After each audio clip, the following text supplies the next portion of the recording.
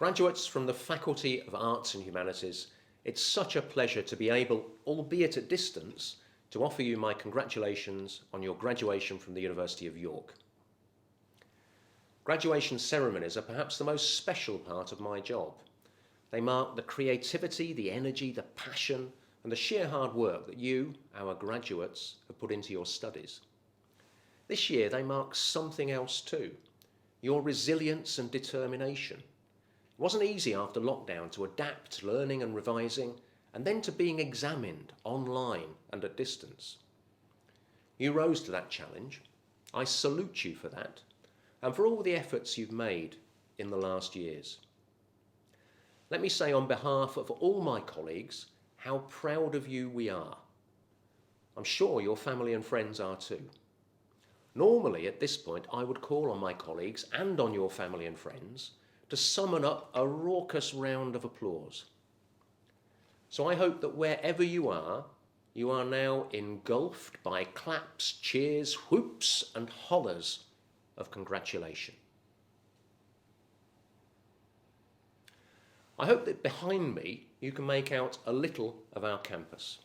The lawn, the pond and the extraordinary yew trees that comprise the quiet place behind Heslington Hall. 60 years ago there was no university here, but your university is already regarded as one of the UK's best and has an outstanding reputation worldwide. All the measures we routinely use on the quality of teaching, excellence of research, prospects of graduates, economic impact, they all confirm that strength, that reputation, that quality. That quality has a lot to do with our values.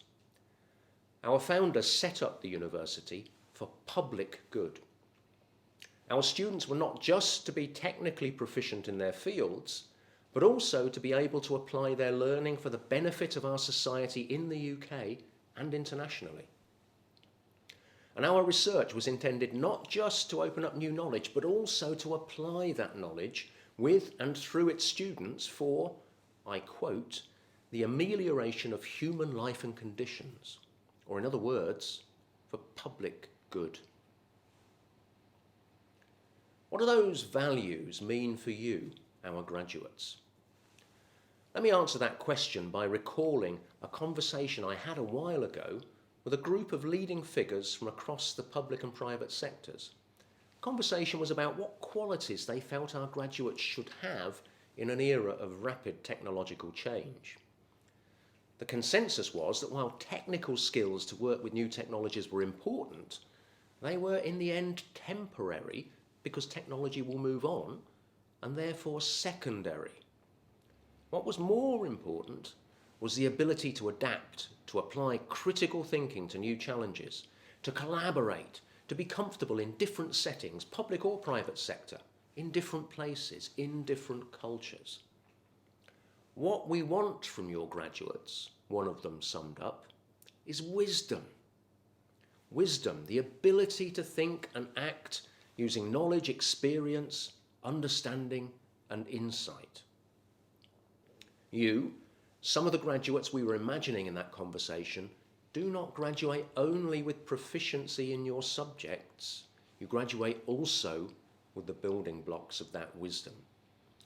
You are, as the motto at the foot of the university crest suggests, at the threshold of wisdom.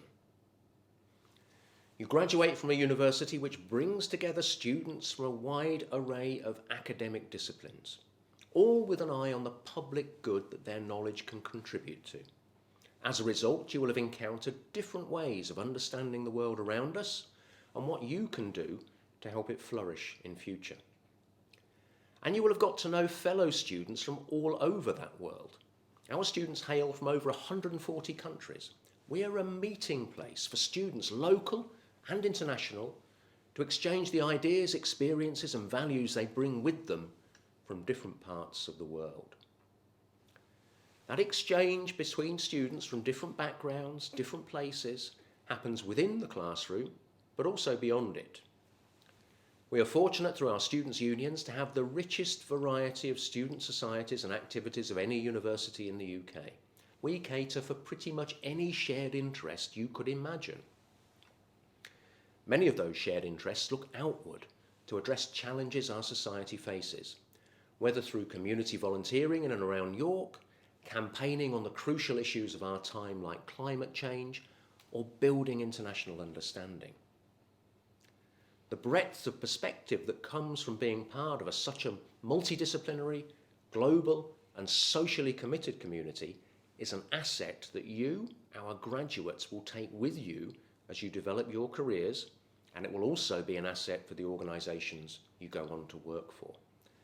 That breadth of perspective nurtures wisdom, and that in turn becomes a powerful platform for public good. All that, in this most extraordinary of years, is all the more important. The pandemic we're living through has had a terrible impact on our health, on our economies, on the education of our young people. Many of those impacts have sharpened existing inequalities, both within countries and between richer and poorer parts of the world.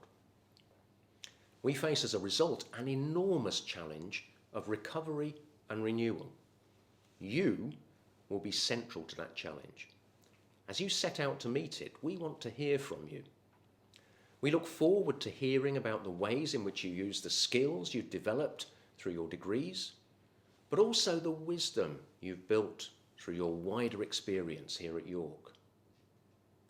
We look forward to hearing about how you use that wisdom to build your own careers, but also make your contribution to our founding principle, the amelioration of human life and conditions. We look forward to hearing about your contribution to the public good that's a special feature of being part of our community at the University of York. Please do keep in touch. If this were a standard graduation ceremony, I'd now be calling on you, our graduates, to clap, cheer, hoop, and holler for two groups of people. First, our staff at the university, our lecturers, of course, but also everyone else who's supported you in your time at York, departmental staff, librarians, cleaners, and many more. And second, your family and friends.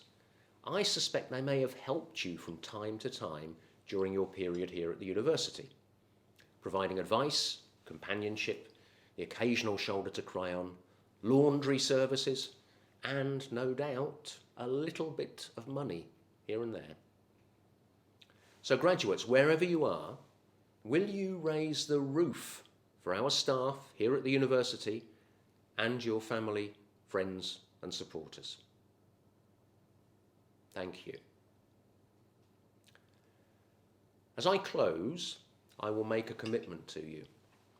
We will invite you and your family and friends back, when it's possible to do so, to celebrate your graduation in person, in full academic dress, in our magnificent Central Hall. I look forward very much to that day. Until then, I wish you every happiness and success as you enter the next phase in your lives. And I'm delighted we now have two distinguished honorary graduates from a few years ago to add their thoughts on the next phase of your lives to those you heard earlier from Nicola Benedetti. Baroness Hale, who recently completed her term as President of the Supreme Court of the United Kingdom, and the acclaimed author Michael Morpurgo. Goodbye from me.